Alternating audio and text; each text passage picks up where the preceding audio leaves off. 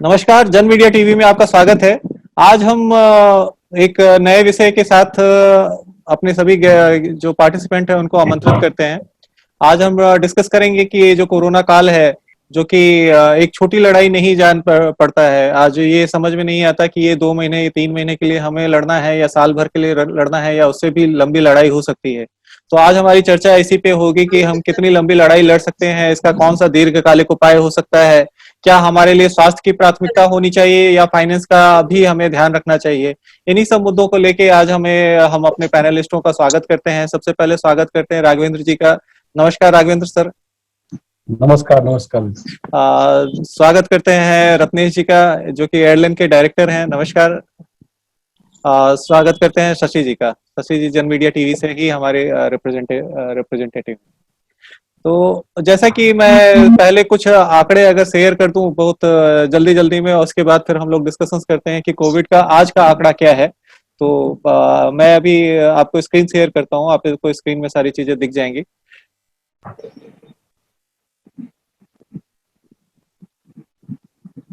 ये आपके सामने कुछ स्टैटिस्टिक्स आपको दिखाई दे रहा होगा, जिसमें कि अभी ये एक ग्राफ है कि न्यू केसेस वर्सेस डेथ का रेशियो कैसा है। तो आप ये ग्राफ देख रहे होंगे कि कैसे तेजी से जो है सो 4 फरवरी के बाद से बड़ी तेजी से ये पीक पे गया, और अब 7 मई के आसपास जो है सो 4 लाख रोज नए केसेस इंडिया में लाई कर रहे हैं।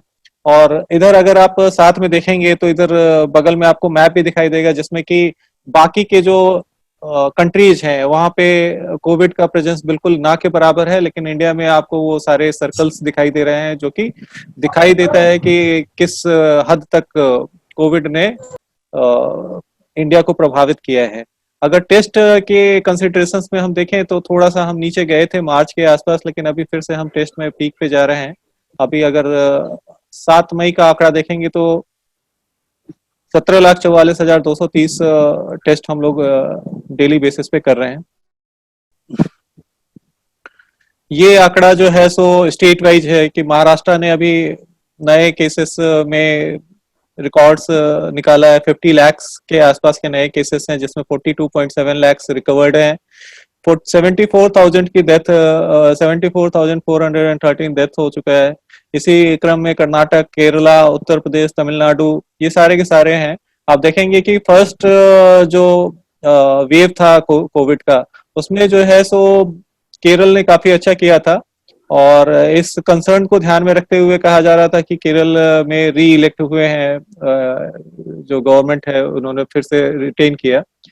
और टोटल जो डेथ है वो 2.38 लाख्स हो चुका है इंडिया में।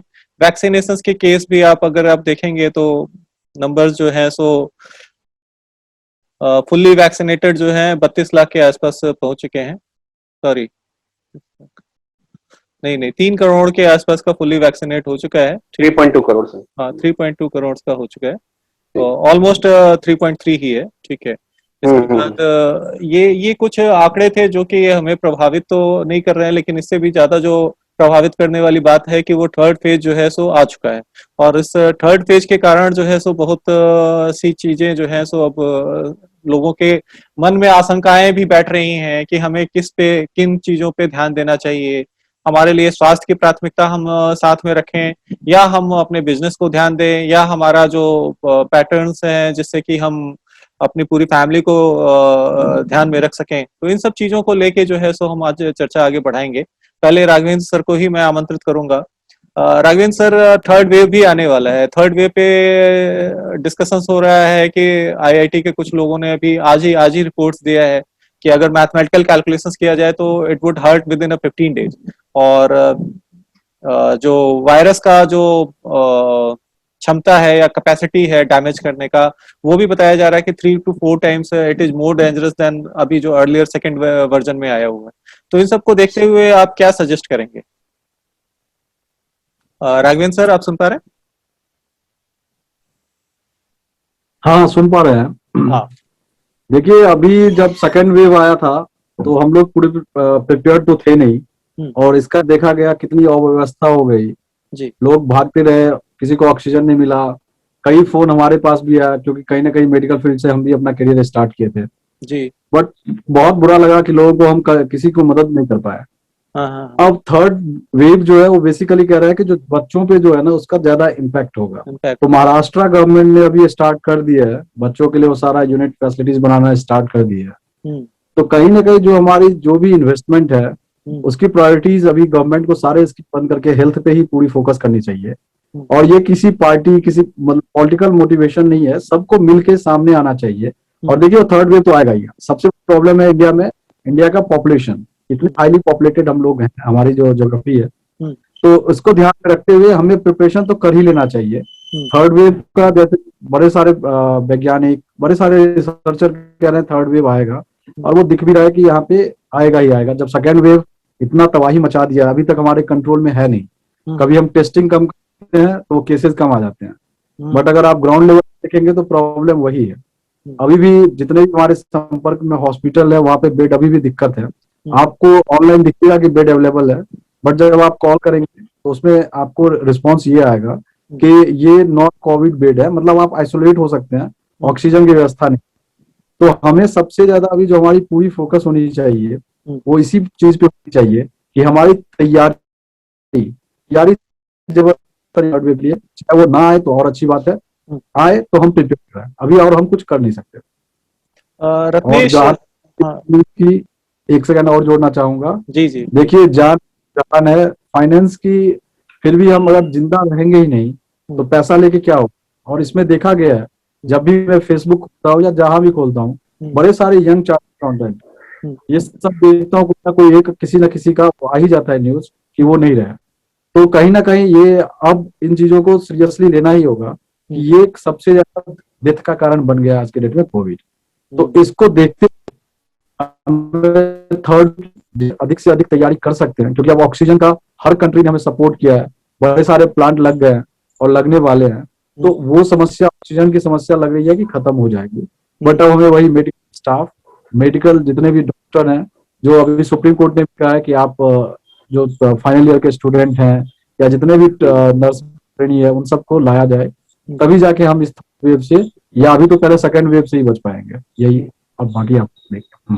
ठीक है रत्नेश जी, मतलब कई क्वेश्चंस इन्होंने छोड़े हैं अभी, लेकिन उससे भी थोड़ा सा मैं और आगे जी जाके जी ये समझना चाहूंगा कि कैसे जो है सो मतलब आर्थिक रूप से अगर कमजोर होता जाएगा एक बंदा, मतलब एक आप ये समझिए कि जिसको जो दिहाड़ी मजदूर है, जिसको दिन का कमाई करना ही करना जी है, वो जी कितने दिन अपने आप को सस्टेन कर पाएगा, कैसे वो लॉकडाउन में अपने जीवन यापन को रख पाएगा। मतलब मैं आपसे इसलिए ये चर्चा मतलब करना बाद में चाह रहा था, लेकिन अभी ही चाह रहा हूँ कि इस पे, चूंकि मैं चाहता था ये पॉइंट जो है सो राघवेंद्र जी उठाएं, लेकिन ये आपके पास मैंने पाले।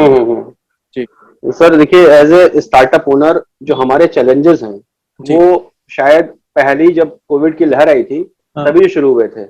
हाँ। और ये राघवेंद्र जी अच्छे से समझते हैं, क्योंकि उनको वर्किंग कैपिटल मैनेजमेंट का सूत्र पता है कि अगर किसी बिजनेस को सस्टेन करना है तो आपके पास 6 महीने का वर्किंग कैपिटल बैकअप में होना चाहिए। ठीक है। हेलो रत्नेश, आप सुन पा रहे हैं?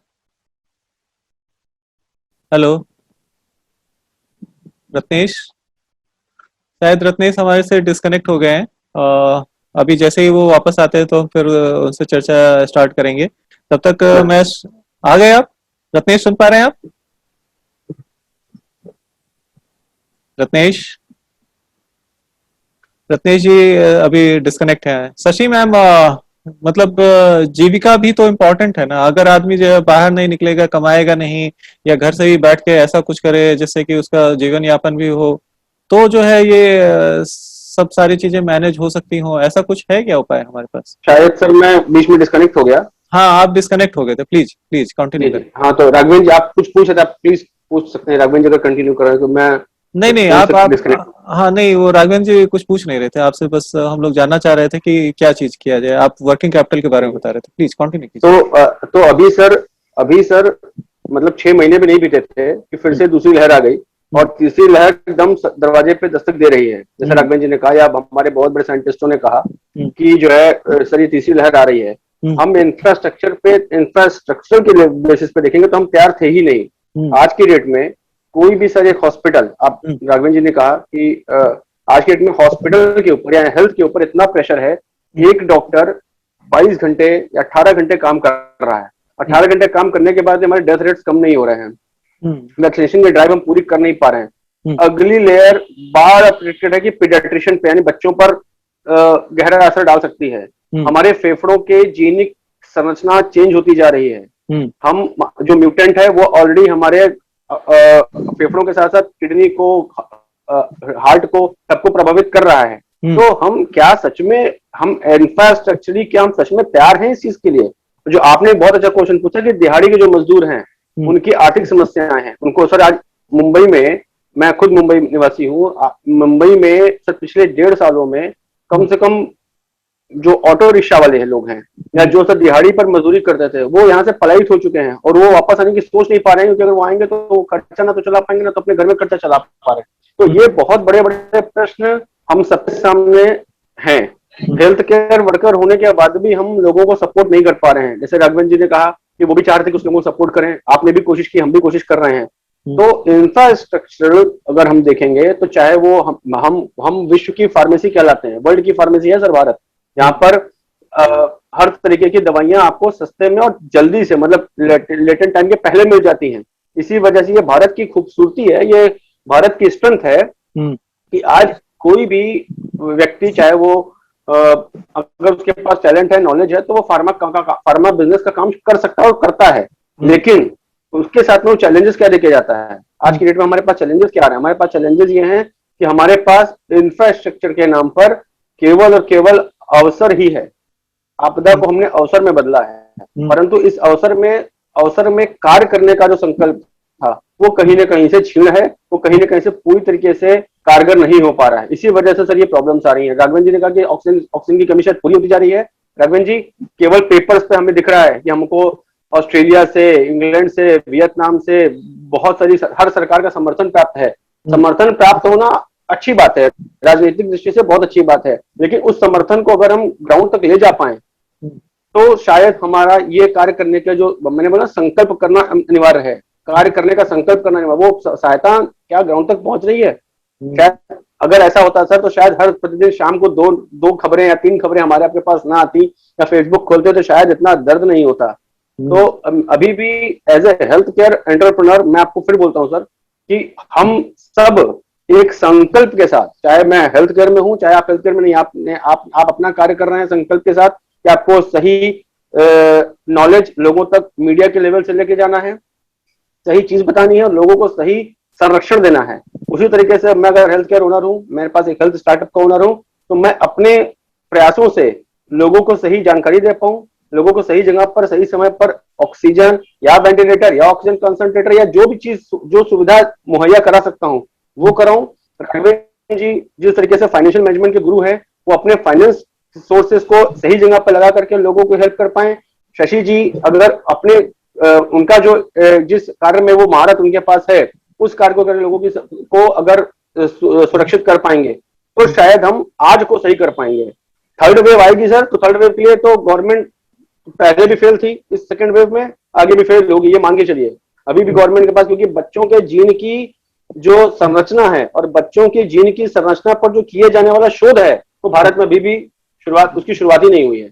क्योंकि अगर आप देखेंगे तो हम आज भी डेटा के लिए, रिसर्च के लिए हम आज भी 70% विदेशी डेटाओं पर ही निर्भर हैं, चाहे वो दवाइयां हो चाहे वो कोई किसी भी चीज के इम्प्लीमेंटेशन में हो। और जहां तक पीडियाट्रिक रिसर्च की बात आती है तो पीडियाट्रिक रिसर्च और भी एक मतलब सुपर स्पेशलाइज सब्जेक्ट है जहां पर हम आज भी बहुत पीछे हैं। तो अगर कोई एक हेल्थ केयर कंपनी, जैसे हम कोशिश करते हैं कि डायबिटीज पर रिसर्च करने की, क्लिनिकल रिसर्च को करने की, ताकि हम इंडिया के पेशेंट्स को डायबिटीज में होने वाले रिसर्च के थ्रू हम लोगों को बता पाएंगे डायबिटीज होने पर आपके जीन में ये चेंजेस आते हैं जिसको आप इस दवाई से या इस तरीके के मॉडिफिकेशन से ठीक कर सकते हैं। उसी तरीके की कोई शुरुआत, चाहे वो आज आईसीएमआर केवल अप्रूवल देने में लगा है, डीआरडीओ केवल अप्रूवल देने में लगा है, आज तक किसी ने, अगर हम इतने सक्षम हैं इंफ्रास्ट्रक्चर बेसिस पे, तो आज हम अपने रिसर्च के डेटा को क्यों नहीं प्रेजेंट कर पा रहे हैं? हम केवल ये दिखा पा रहे हैं कि वैक्सीनेशन कितने हो रहे हैं, वो वैक्सीनेशन के डेटा को हम रिसर्च के फॉर्म में यूज कर सकते हैं सर। तो क्वेश्चंस बहुत हैं, आंसर भी इसी में हम सबको एक साथ मिलकर निकालना पड़ेगा कि कैसे इस महामारी से, कैसे इस आपदा के समय में आगे निकले। और जो वर्किंग कैपिटल का प्रश्न है, अभी तो सर पिछले 6 महीने की वर्किंग कैपिटल एग्जॉस्ट हुई थी, इसका आंसर शायद राघवेंद्र जी ही बता पाएंगे मुझे, मैं भी इनसे इनकी तरफ ही देखता हूँ। 6 महीने की वर्किंग कैपिटल भी एग्जॉस्ट हुई थी, अभी अगला 6 महीना फिर बाकी है। तो जो दिहाड़ी का मजदूर हो, चाहे वो हेल्थ मतलब एक स्टार्टअप का ओनर हो, या सर मतलब मेरे संपर्क में सर बड़े बड़े बिजनेसमैन भी हैं कानपुर में, बहुत बड़े बड़े चमड़ा उद्योग के व्यापारी हैं, होटल इंडस्ट्री के लोग हैं, डेली की फूड स्टॉल लगाने वाले लोग भी हैं, जिनके पास आज भी इस चीज का वो आंसर नहीं दे पा रहे हैं कि सर हम बस किसी तरीके से ये दिन कट जाए सर, लोग ये मना रहे हैं। बाकी आगे आप इस पर कुछ प्रकाश डालें तो शायद हम इस वार्ता को शायद सही तरीके से सही डायरेक्शन में आगे ले जा पाएंगे। शशि जी, देखिए ये मतलब एक जेन्युइन सा क्वेश्चन इन्होंने छोड़ दिया रास्ते में, क्योंकि हमारे पास रिसर्च भी अब कॉपीड है, ठीक है। हमने मतलब कॉपी नहीं, हम फॉलो करते हैं, हमारे पास इंफ्रास्ट्रक्चर ही नहीं है कर पाने का। दो चीजें हो गई। एक तो ये हो गई कि फार्मेसी हब है इंडिया, ठीक है, जहाँ पे आपको सभी तरह की दवाइयां मिल जाएंगी, पूरा मार्केट मिल जाएगा, सब जल्दी मिल जाएगा, जल्दी सुलभ भी हो जाएगा। और दूसरा इन्होंने बताया कि हमारा रिसर्च है ही नहीं, यहाँ पे बैकग्राउंड ही नहीं है, और जो थर्ड वेव है वो बच्चों पे भी प्रभावित करेगा। बिजनेस ऑलरेडी इन्फेक्टेड है, आदमी बाहर जाए, अंदर रहे, अंदर मास्क लगा के रहे, घर में भी मास्क लगा ले, या डबल मास्क लगा ले, या तीसरे वेव के साथ तीसरा भी मास्क लगाने की तैयारी कर ले। क्या करे आदमी? शशि जी सुन पा रहे हैं आप? हाँ जी। हाँ, मैं ये कहना चाहूंगी कि हमें इतना जितना लोग डर रहे हैं, ये ठीक है कि सेकेंड वेव हमारे लिए बहुत परेशानी लेकर आया था, क्योंकि हम रिलैक्स हो गए थे। फर्स्ट वेव आने के बाद बहुत हद तक जो है इससे बच पाए थे, कोरोना बहुत कम हो गया था, तो हर इंसान उसमें रिलैक्स हो गए थे, सरकार भी रिलैक्स हो गई थी। और उसी बीच में ऐसा हुआ कि एक बैग उछाल आया और पूरे देश को इसमें भोगना पड़ा ये चीज। तो इसके लिए हम सिर्फ सरकार को दोष नहीं दे सकते हैं, हम जनता भी इसमें बहुत दोषी है। हमने भी मास्क नहीं लगाया, दूरी नहीं रखी, जिसकी वजह से ये हालत हुई। अगर हर व्यक्ति अपना परिवार सुरक्षित कर सकता तो आज ये दिक्कत नहीं होती। तो अगर हम अपने परिवार की सुरक्षा नहीं कर सकते तो हम जो सरकार चला रहे हैं उनको हम कैसे कहेंगे, दोष दे सकते हैं कि आपने ये सुरक्षा नहीं की हमारी। तो सबसे पहला कर्तव्य हर इंसान का ये है कि वो खुद और अपने परिवार की सुरक्षा करे। दूसरा ये है कि जो थर्ड वेव आना है, तो जैसा देखते हैं कि डॉक्टर्स वगैरह बोल रहे हैं कि हमें अभी इतनी चिंता नहीं करनी चाहिए, इतना घबराना नहीं चाहिए किसी चीज को लेकर। जिस तरह से सेकेंड वेव से हम गुजर रहे हैं, उस हिसाब से सरकार तीसरे वेव के लिए वो पूरी तरह से तैयारी कर रही है, और उसी तरह से हम हर नागरिक को भी तैयार रहना चाहिए। तो तैयार रहने के लिए हमें सबसे पहले ये है कि जब भी बाहर निकले मास्क आप 2 लेयर का 3 लेयर का लगा के रखें, और डिस्टेंस रखें दूसरों से। अगर आप इतना करते हैं तो हम काफी हद तक इससे बच सकते हैं। दूसरी बात, बच्चों में जो कहा जा रहा है कि बच्चों में बच्चे इसके चपेट में आएंगे, तो बच्चे तभी चपेट में आएंगे जब आप बाहर से लेकर अंदर आ रहे हैं, क्योंकि बाहर बच्चों को या तो आप लेके जाएंगे या फिर आप खुद जाएंगे। जब तक आप बाहर नहीं जा रहे तब तक वो आपके अंदर नहीं आएगा। तो ये सबसे पहला जरूरी ये है कि आप अपने आप को सुरक्षित रखिए। इसके अलावा सरकार जितना कर सकती है वो कर रही है, मैं सरकार को दोष पूरी तरह से नहीं दूंगी। हाँ, थोड़ी बहुत चुनाव के समय उनसे लापरवाही हुई है, पर अपने हिसाब से सरकार बहुत अच्छा कर रही है। तीसरा है कि मजदूरों की बात कि वो अपने पेट कैसे चलाएं, तो ये बहुत ही अभी हालात खराब है, सभी के हैं, चाहे वो बड़े बड़े लोग हों चाहे छोटे हों।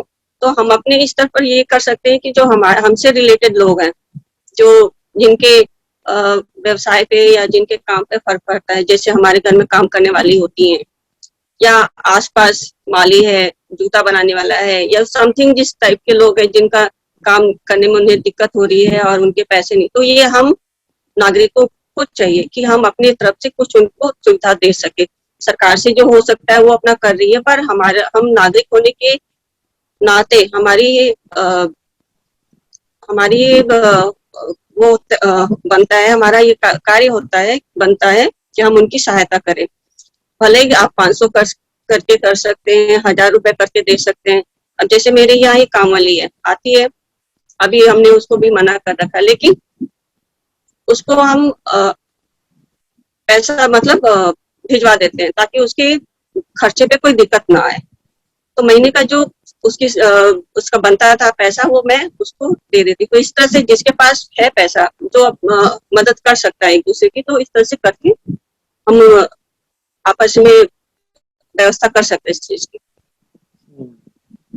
ये मानवता एक बहुत बड़ा विशाल होता है। जब भी इस तरह की महामारी या इन चीजों को हम देखते हैं तो मानवता का एक रोल जो है सो पूरे समाज में निकल के आता है कि किस हिसाब से वो आगे मतलब हम उस कैसे कितने यूनाइट होके उसको हम आगे लड़ लेके चले जाते हैं। लेकिन इस बार हमने वो भी नहीं देखा, क्योंकि हमने देखा है कि अभी कल का न्यूज है कि बिजनौर, मुरादाबाद और राजस्थान, बिहार में वेंटिलेटर्स ऐसे पड़े हुए हैं, can not be used. While मतलब धूल फाक रहे हैं। सीएमओ से आप पूछिए तो सीएमओ कहता है कि भाई हमें हमारे यहाँ कोई ऑपरेट करने वाला नहीं है, हम बिजनौर से सोच रहे हैं कि मुरादाबाद भेज दें। लोग त्राहिमाम कर रहे हैं। मतलब आप इसमें ये एक वर्ड इन्होंने बोला कि आपदा में अवसर निकालना है। तो आपदा में अवसर निकालना तो ऐसा समझ में आ गया कि भाई ठीक है, हमने जो है सो ऑक्सीजन सिलेंडर 900 सिलेंडर अपने पास लेके रख लिया, वो इमरान हुसैन के घर से पाया गया। ये आप गलत कर रहे हैं।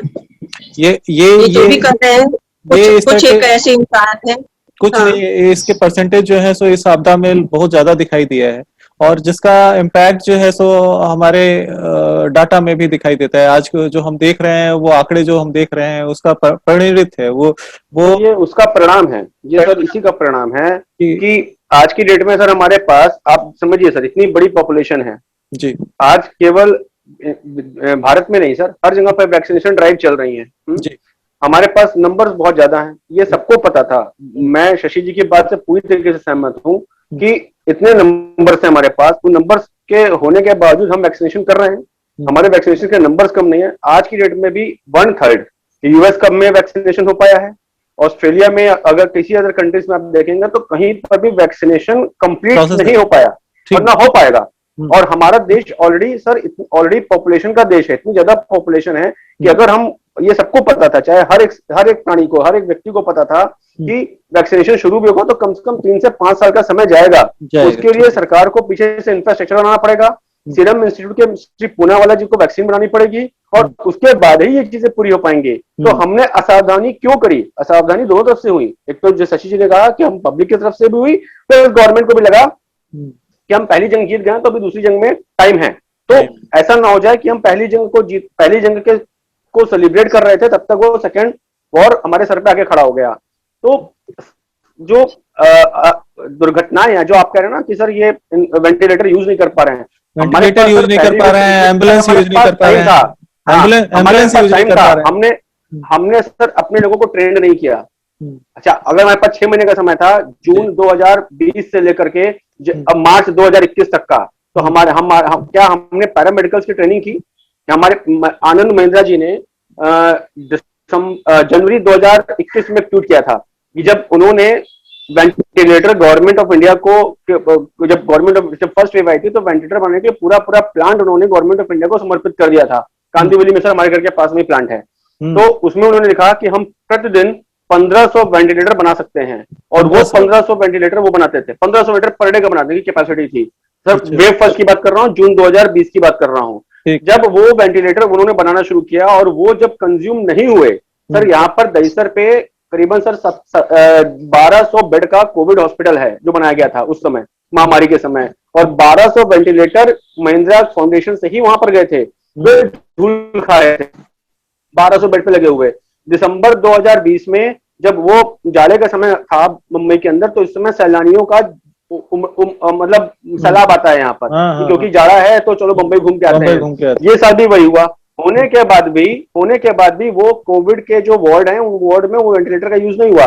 तो जनवरी के महीने में आनंद महिंद्रा जी ने भारत सरकार को ट्वीट लिखा, जिसमें महिंद्रा जी ने कहा कि at the time of scarcity we supported the nation in the form of ventilator, but when the ventilator is of no use, so we should remove supporting to the government of India, और we should get the subsidy which has been supported by government of India to us. तो means कि government of India ने जो वादे आनंद महिंद्रा जी को किए थे कि अगर आप मुझे वेंटिलेटर देंगे तो हम आपको ये सब्सिडी देंगे, वो उन तक नहीं पहुंची थी। तो 1200 वेंटिलेटर पर प्रतिदिन 15,000 का वेंटिलेटर बनाने की कैपेसिटी का प्लान सर जनवरी में बंद कर दिया गया। जनवरी के बाद से उसमें अभी सर कोई वेंटिलेटर नहीं बनाया गया। तो क्या 1200 वेंटिलेटर जो लगे हुए थे कोविड वार्ड के अंदर, क्या हमने अपने पैरामेडिकल को ट्रेंड किया था? नहीं किया, क्योंकि हम आराम की मुद्रा में आ गए। हमारी भारत सरकार ने सोचा कि हमने इस जंग को जीत लिया है।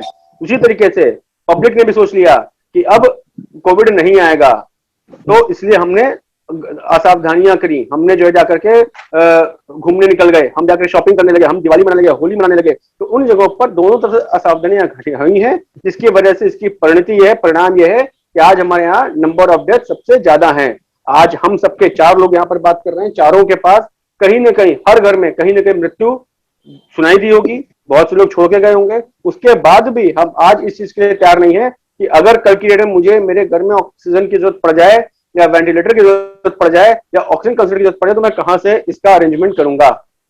तो एक मिनट में आपको रोकूंगा रत्नेश, क्योंकि मैं चाहता हूं कि इस चर्चा में थोड़ा सा जो आंकड़ा आपने पहले उसमें दिया था वर्किंग कैपिटल पे लेके, वो मैं लेके राघवेंद्र जी के पास आऊं। बिल्कुल। ये जो आपका वर्किंग कैपिटल का हिसाब है, एक मतलब बिजनेस पर्सन के व्यू से देखो, हमने तो मतलब एक 6 महीना तो पीछे हमने छोड़ ही दिया, जिसमें हमें हेल्थ का इंफ्रास्ट्रक्चर बनाना था। अब वो हमारे पास है नहीं। तो गवर्नमेंट रेडी है, कहती है कि मैं लॉकडाउन अगर लगा दूंगा तो फिर जो है सो लोग आजीविका कैसे चलाएंगे।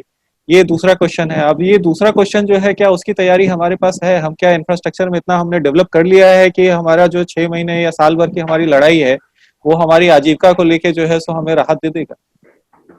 देखिए, ये अभी सबसे बड़ा क्वेश्चन है, लेकिन अब क्या कर सकते हैं एज जिसका स्टार्टअप है या जो भी रनिंग बिजनेस भी है, ये सबसे बड़ी प्रॉब्लम है कि हम अपने आप को कैसे सस्टेन करें। तो देखिए, अब कुछ पर्टिकुलर सेक्टर को छोड़ दिया जाए, हमें दो तरीके से जीना होगा। या तो इसे हमें एज अ चैलेंज लेके हमें जो भी अपनी पर्सनल फंडिंग है वो सारी यूज करनी होगी, या हमें कुछ ना कुछ इनोवेशन लाना पड़ेगा। आज के टाइम में भी देखेंगे तो आप अगर इन्फोसिस की बात करें या टीसीएस की बात करें, वो 1.1 लाख लोगों को हायर कर रहे हैं। यानी कहीं ना कहीं हमें क्या करना होगा, हमारे बिजनेस मॉडल चेंज करना होगा। हमें डिजिटल माध्यम में जाना होगा, हमें आईटी में निवेश करनी होगी। आपकी भी आर्थिक रिक्वायरमेंट होगी, मतलब आप जो नॉर्मल चीज है, जो खाना खाते हैं, वो खाना खाना तो नहीं छोड़ा होगा आपने। यानी हमारी हम जो भी प्रोडक्शन करते हैं, उसकी कोई ना कोई अगर से रिलेटेड उसका है, तो उसका हमें एक माध्यम बदलना होगा। हमारा ऑफलाइन से ऑनलाइन जानी होगी, हमें ऑनलाइन प्रेजेंस पे जाना होगा, और अपनी प्रेजेंस से हम अपना वही कर सकते हैं, सेल परचेज कर सकते हैं, मतलब ये वे में जा सकते हैं। अगर आप कुछ पर्टिकुलर सेक्टर को छोड़ दें, जैसे होटल हो गया, टूरिज्म हो गया, ट्रैवल हो गया, इन सब को छोड़ के इनको अपनी बिजनेस आज के डेट में डाइवर्सिफाई करनी होगी। आप क्योंकि हमारे पास कोई ऑप्शन है नहीं। अगर ऑप्शन होता तो हम सोच सकते थे। हमें टेक्नोलॉजी लाना पड़ेगा, बिजनेस मॉडल चेंज करनी पड़ेगी, और गवर्नमेंट भी आपको कितना सपोर्ट दे सकता है। गवर्नमेंट ज्यादा से ज्यादा आपका इंटरेस्ट वो डेफर ऑफ कर सकता है। इसके अलावा इससे आपकी कोई वर्किंग कैपिटल नहीं हो जाएगी। वर्किंग कैपिटल के बड़े सारे रिक्वायरमेंट थे, आपको रिक्वायरमेंट कम करनी होगी, अपना बिजनेस मॉडल चेंज करना होगा। आप अपनी सर्विसेज को कंटिन्यू रखिए कि जैसे भी करें, आप जो सर्विस दे रहे थे, चाहे वो परसेंटेज डाउन हो जाएगी, रेवेन्यू आपकी घट जाएगी। आज मैंने ये भी देखा है, बड़े सारे कंपनी का मेरे पास बुक्स आते हैं, टर्नओवर उनकी कम हुई है बट प्रॉफिट मार्जिन अप हुआ है, क्योंकि उनके बड़े सारे नहीं लगे, रेंटल कॉस्ट कम हो गए, बड़े सारे कॉस्ट उन्होंने कर लिए। तो अभी जो भी बिजनेसमैन है, चाहे वो स्टार्टअप हो चाहे वो रनिंग बिजनेस है, उनके लिए एडवाइस ये है कि पहले अपना कॉस्ट मिनिमम करें, मतलब सिर्फ ऑपरेशनल कॉस्ट रखें, जो भी लग्जरी कॉस्ट है उसको खत्म कर दें। बिजनेस को डाइवर्सिफाई करें। अब बड़े सारे मैन्युफैक्चरर थे, वो मास्क बनाने लगे, तो कहीं ना कहीं मास्क से वो कमाने लगे। शुगर इंडस्ट्री के जितने मैन्युफैक्चरर थे, उन्होंने सैनिटाइजर बनाना स्टार्ट कर लिया। तो हमें अपने बिजनेस को चेंज करना पड़ेगा, क्योंकि इसमें गवर्नमेंट भी हमें सपोर्ट नहीं कर पाएगी। मैंने आपको पहले ही बताया, इतनी बड़ी पॉपुलेशन है, इतनी बड़ी पॉपुलेशन को इंजेक्शन ही अरेंज करने में गवर्नमेंट की हालत टाइट है। बिल्कुल। हाँ, तो अब सबका वर्किंग कैपिटल, सबका मतलब हम आत्मनिर्भर मोदी जी लेके आए थे, वो कहीं ना कहीं वो बातें अभी सार्थक हो रही है कि हमें आत्मनिर्भर बनना होगा। हमें इस चैलेंजिंग टाइम में अपने आप को चेंज करनी होगी, अपने आप को ढालना होगा। क्योंकि जब हम ढालेंगे नहीं तब हम जीत नहीं पाएंगे। तो हमें जीविका भी चलाना है। हम ये नहीं सोचेंगे कि भाई लॉकडाउन में जब तक लॉकडाउन खुलेगा नहीं हम बिजनेस ना करें। हम सब लोग शिक्षित हैं, हम कुछ भी इसी में कोई, आप लोगों का आईटी का बिजनेस जैसे विकास जी आपका विविध टेक्नो, या जो आप इनके माध्यम से बड़े सारे चीज आपने खुद ही बोला डिजिटलाइज हम कर सकते हैं। आपका मैंने एक देखा था कार्यक्रम कि हमें किसने रोका है। हम अमेजोन फ्लिपकार्ट को कई बार कहते हैं कि इन लोगों ने हमारा बिजनेस खत्म कर दिया। इन्होंने खत्म नहीं, हमने अपने आप को नहीं ढाला, तो हमें ढालना होगा, वही तो वर्किंग कैपिटल आई, और तो कुछ कर नहीं सकते इस। सही बात। अच्छा, अब हमारे पास केवल 6 मिनट बाकी है, तो हम 6 मिनट में हम सभी से 2-2 मिनट का राउंड क्लॉक करके इस मीटिंग को क्लोज करते हैं। ठीक है, शशि जी 2 मिनट का समय है आपके पास। 2 मिनट में व्हाट्सएवर आप व्यूअर्स को आप इंफॉर्मेशन देना चाहते हैं, शेयर करना चाहते हैं, प्लीज शेयर करें। मैं अपने सभी व्यूवर्स को यही कहूंगी कि कृपया सेफ रहें, अपने परिवार को सेफ रखें। हमारी जनसंख्या इतनी अधिक है कि सरकार सबको मदद नहीं कर सकती है, तो हमें अपनी मदद खुद करनी पड़ेगी, अपने आसपास की मदद करनी पड़ेगी। और ये जो कालाबाजारी करते हैं, कृपया हाथ जोड़ के आपसे निवेदन है कि इस त्रासदी में कम से कम इस तरह के हालात ना करें। कोई मौत के मुंह में खड़ा है और आप घर में इकट्ठा कर करके रखे पैसे बना रहे हैं। उधर देखा पंजाब में वैक्सीन नहर में गिरा दिया गया, तो ये ऐसा करके आपको क्या फायदा मिल रहा है?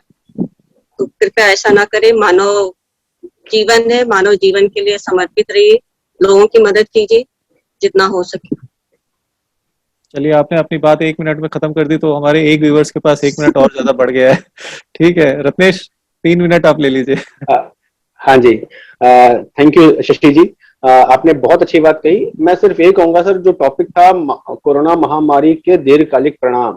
देखिए सर, कोरोना दीर्घकाल तक रहने वाला है, और इस दीर्घकाल ये हो सकता है भारत में, अगर विश्व से ये 4 साल में जाएगा तो सकता है भारत से 6 साल में जाए।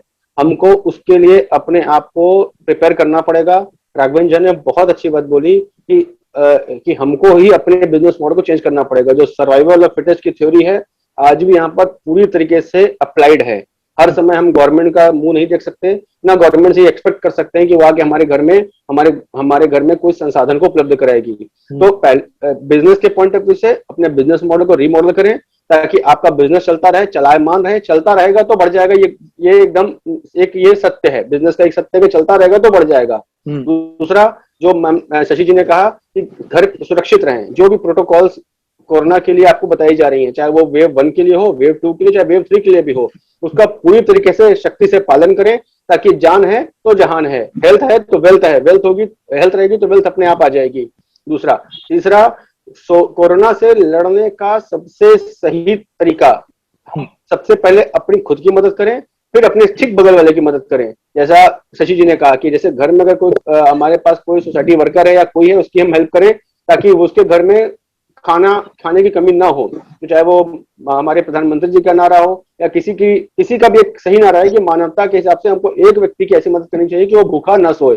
तो वो अगर हम मदद करते रहें, और ये केवल एक दिन का काम नहीं है शशि जी, राघवेंद्र जी, ये पूरे जब तक कोरोना की महामारी से हम निकल के नहीं आते तब तक हमें करना पड़ेगा। लॉन्ग टर्म प्रोसेस है, बिल्कुल जी, ये लॉन्ग टर्म का प्रोसेस है कि हमारे अगल बगल में जितने लोग हैं उनकी हम जो यथासंभव मदद कर सके, और संकल्पित होकर के अगर इसको बीमारी से लड़ेंगे तो ही हम आगे निकल के आगे की चीजों को देख पाएंगे। और आगे ही देखना उपाय है, पीछे देखना उपाय कभी नहीं रहा है। पीछे से कभी किसी ने भी यही कहा कि पीछे से सीखिए, आगे बढ़िए, पीछे जो गलतियां हुई उनको सुधारिए और आगे बढ़ते चले जाइए। तो सर इसी तरीके से एक दीर्घकालिक महामारी है, दीर्घकालिक महामारी से निपटने के लिए दीर्घकालिक उपाय और उस पर लगातार एग्जीक्यूशन होते रहना ही उपाय है जी। Thank you sir. Raghavendra sir 2 minute आपके पास। हाँ, मैं इन सबसे सहमत हूँ। देखिए, सबसे पहले तो हमें एक्सेप्ट करना होगा, ठीक है, कि ये चलने वाला है लंबे समय के लिए। अब इसमें अगर हमें रहना है तो हमें अपने आप को बदलना होगा, और हमारी लग्जरी लाइफ के लिए अभी हमें नहीं सोचना है।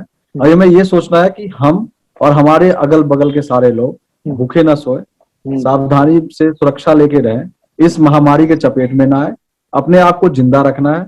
और वो जिंदा रखने के लिए मैं मानता हूं कि हमारी बड़े सारे इंडस्ट्री में बहुत बुरा इम्पैक्ट हुआ है, बट फिर भी हम उसको क्या कर सकते हैं, हम उस बिजनेस मॉडल को चेंज करके हम उसको जिंदा रख सकते हैं। और जैसे हम खुद को जिंदा रख रहे हैं, हम अपने बिजनेस को भी जिंदा रखें किसी ना किसी डिफरेंट तरीके से, और जब चीजें सही होगी तो फिर सब कुछ सही हो जाएगी। तो इस महामारी ने हमें ये भी सिखा दिया कि हमारे लिए सबसे ज्यादा इंपॉर्टेंट चीज जो है वो हेल्थ है। और हेल्थ से रिलेटेड आज के डेट में देखिए, हमने अपनी जरूरत इतनी बढ़ा ली थी, सारे न्यूक्लियर फैमिली हो गए थे, तो वो जरूरत कहीं ना कहीं अभी हमें वो रीथिंक करने के लिए एक हमारे लिए एक लर्निंग हुई है कि क्या इतनी जरूरत है, इतनी पैसों की जरूरत है। एज ए ह्यूमन बीइंग हमें क्या है, हमें 2 टाइम का सही से खाना मिल जाए, बच्चे ठीक ठाक पढ़ ले, तो ये इतनी जरूरत इतनी ही रखनी चाहिए। अब ये फॉरेन टूर, ये यहाँ घूमना, ये हमने अपने विलासिता इतना बढ़ा लिया कि आज हर कोई डरे हुए हैं। गांव में हम लोग रहते थे, गांव से ही, अब ये 10वीं तक हम लोग गांव से ही पढ़ के आए हैं। गांव में इतनी जरूरत थी ही नहीं, बहुत सारे चीज तो हमारे बाग बगीचे से निकल आते थे, बहुत कम ही चीज था जो परचेज करना पड़ता था। तो कहीं ना कहीं ये हमें अपने पुरानी संस्कृति की ओर भी वापस ले जाएगा ये कोरोना, और बिजनेस भी तभी सरवाइव कर पाएगा जब बिजनेस अपने आप को एडॉप्ट कर ले पहले और चेंज कर ले इसी के हिसाब से। यही है आज के दिन। संकल्पित रहिए, संरक्षित रहिए, ये दोनों इंपॉर्टेंट है कि पहले हमारे पास एक कमिटमेंट हो कि हमें यहाँ पर कहूंगी कि गांव की भी सुरक्षित रखना हमें बहुत जरूरी है। सब गांव की तरफ भाग रहे हैं, जिसकी वजह से गांव में अब कोरोना फैल रहा है। तो कृपया ऐसा ना करें, जो जहाँ है वहाँ सुरक्षित रहें, और कृपया गांव को सुरक्षित रहने दें, क्योंकि अगर वहाँ फैला तो बहुत दिक्कत हो जाएगी। तो कृपया जो जहाँ है वहीं पर रहिए, कुछ अपने घर में रहिए, सेफ रहिए, और गांव वालों को भी सेफ रहने दीजिए। ये आज का प्रोग्राम हम लोग यहीं पे समाप्त करते हैं, इस उम्मीद के साथ कि हम लोग इस कोरोना महामारी को अब एक्सेप्ट करें, अडॉप्ट तो नहीं करें, एक्सेप्ट करें कि ये हमारे साथ है, और हमारे जो बिजनेस का पैटर्न होगा, या हमारे जो जीवन जीने की शैली होगी, या हमारे जो आसपास के लोग हैं उनकी संभावनाएं, उनके जीवन की संभावनाओं को भी हमें देखना होगा। इसी होप के साथ, इसी आशा के साथ आज का प्रोग्राम हम यहाँ पे समाप्त करते हैं। देखते रहिए जन मीडिया टीवी। आप सभी पैनलिस्टों का बहुत बहुत धन्यवाद। बहुत बहुत धन्यवाद, बहुत बहुत thank you so much, thank you so much, thank you, धन्यवाद।